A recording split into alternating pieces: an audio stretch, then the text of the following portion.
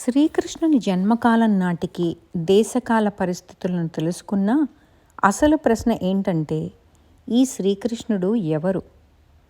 మనకు ఎన్నో సంవత్సరాల నుండి తెలిసిన కథలో మహావిష్ణువు, అతనిలో నుండి ఉద్భవించిన బ్రహ్మ, ఆ బ్రహ్మ నుండి ఉద్భవించిన రుద్రుడు, ఈ సృష్టి క్రమంలో వచ్చిన అనేక దుష్టశక్తులను నిర్మూలించి సృష్టిక్రియ కొనసాగించారు. హిరణ్యగర్భుడైన మహావిష్ణువు నుండి బ్రహ్మాండం ఉద్భవించి పరిమాణంలో పెరగడం జరిగింది. అందులో మనం నిత్యం చెప్పుకునే 14 లోకాలు ఏర్పడినాయి. బ్రహ్మదేవుడు ఆ లోకాలలోని జీవులను సృష్టిస్తూ వచ్చాడు. మనం ఊర్ధ్వలోకాలనుకునే మహర్లోక, జనోలోక, తపోలోకాలు, స్వర్గాది లోకాలలో జీవులను ప్రవేశపెట్టి పైనుండి క్రింది లోకాల వైపుగా జీవకోటిని ప్రవేశపెడుతూ వచ్చాడు. తన నుండి వెలువడిన మారీచ్యాది మహర్షులు ఇంకా అనేక మంది ప్రజాపతులను ఉపయోగించి ఈ జీవసృష్టిని సాగించాడు. ఈ జీవకోటంతా నిజానికి ఒక పరమాత్మ యొక్క అంశలే కానీ కొత్తగా సృష్టించబడినవి కావు. ఆ జీవాత్మలకు మనోబుద్ధి, చిత్తాహంకారాలు, ఇంద్రియాలు, గుణరూపములు ఇత్యాదులను బ్రహ్మదేవుడు నిర్మించాడు. తర్వాత కొంతకాలానికి, అంటే 6 మన్వంతరాలు గడిచి చాక్షుష మన్వంతరం తరువాతది అయిన వైవస్వత మన్వంతరం మొదలైనప్పుడు భూమిపైన పశు, పక్షి, వృక్ష, మానవాది సృష్టి ప్రారంభమైంది.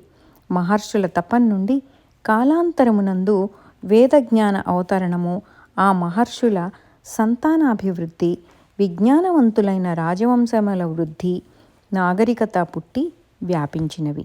ఇదంతా భూమిపైన భరతఖండమందు ప్రథమంగా జరిగిందని గ్రహించవచ్చు.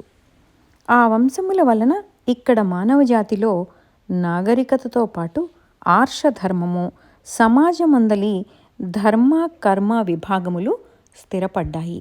ఈ భూమిపై పుట్టి పెరిగిన ఈ ధార్మిక సమాజమునందు పూర్వం ఊర్ధ్వలోకములందు సంహరించబడిన అసురీ శక్తులు మానవ రూపాలలో ఉద్భవించి కల్లోలము సృష్టించారు.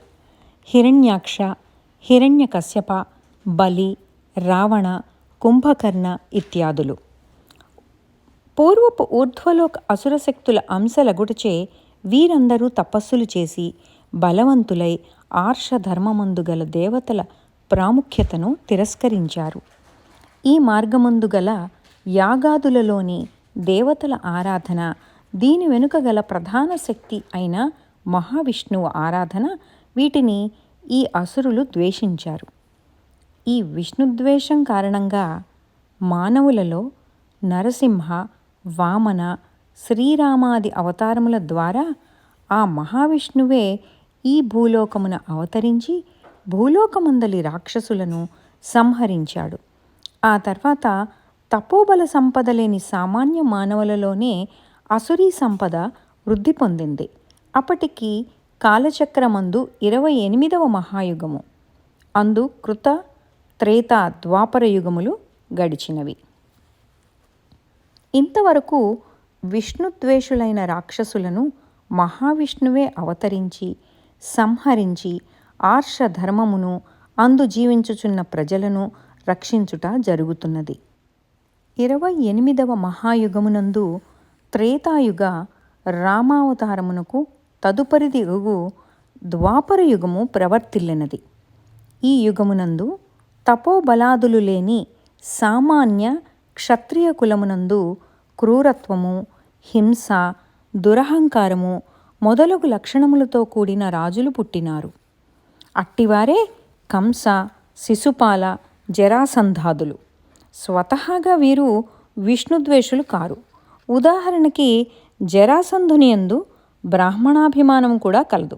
కానీ అనేక రాజవంశముల యువకులను పట్టి కారాగారమునందు ఉంచి హింసించినాడు. ఇట్టివారిని సంహరించుకొనుటకు మహావిష్ణువే స్వయంగా సంకల్పింపలేదు. దానికి వారు అంతటి తపోబల సంపన్నులు కారు, విష్ణుద్వేషులు కారు, వైదిక యాగములను ద్వేషించిన వారు కాదు.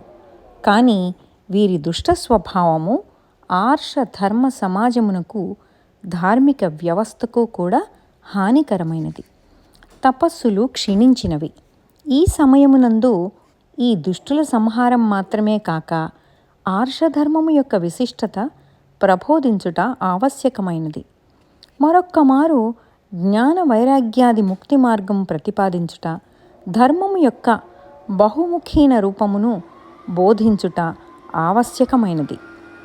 దీనికి మానవాతీతమగు శక్తి ప్రదర్శనము కాక తగుమాత్ర వ్యక్తులతోడి ధర్మాచరణ రూపకంగా ప్రజలకు బోధించుట ఆవశ్యకమైనది.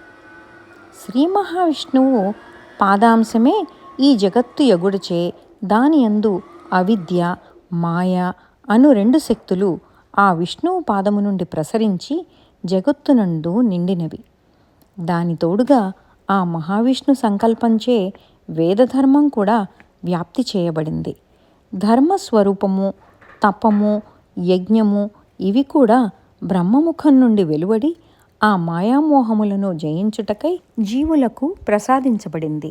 అనేక మంది మునులు, యోగులు, విరాగులు స్వసంకల్పం చేతనే ఆ మార్గముననుసరించి తమ్ము తాము ఉద్ధరించుకొని ఇతరులకు మార్గదర్శకులై ధర్మమోక్ష మార్గములను ప్రజలకు ఈ భూమిపైన ఈ మన్వంతరనందు ప్రసాదించినారు. ఇట్టి మహనీయులు ప్రజల యొక్క లౌకిక, సామాజిక, రాజకీయ జీవనమునందు ప్రవేశించక వాటికి సుదూరమగు ఆశ్రమ జీవనమునందు గడిపినారు. శ్రీరాముని ఆదర్శ జీవనం యొక్క ప్రభావం భారతీయ సమాజమునందు సన్నగిల్లింది. ద్వాపరయుగం చివర రాజవంశములందు శ్రీరాముని మరచినారు. అధర్మం ప్రబలి కురువంశం నందలి కౌరవులు ధర్మభ్రష్టులైనారు. ఈ క్షత్రియులు నాస్తికులు కారు. రాజసూయాది యాగములందు విశ్వాసం ఉన్నవారు, కానీ ధర్మగుణహీనులు. కేవల లౌకిక కారణముచే ఉత్తమ బ్రాహ్మణులు కూడా అట్టి క్షత్రియులనే అనుసరించినారు. ఈ విధంగా ధర్మమునకు రక్షణ లేకపోవటము, క్షాత్రబలము అధర్మమునే అనుసరించటం జరిగింది. యోగుల బోధలు వినువారు లేకపోయిరి. మహావిష్ణువు యొక్క సృష్టి అందుగల మాయామోహములతోడనే ప్రసాదించబడిన ఆది దైవిక, ఆధ్యాత్మిక ధర్మమును పాలించు పరిపాలకులు అదృశ్యులైరి.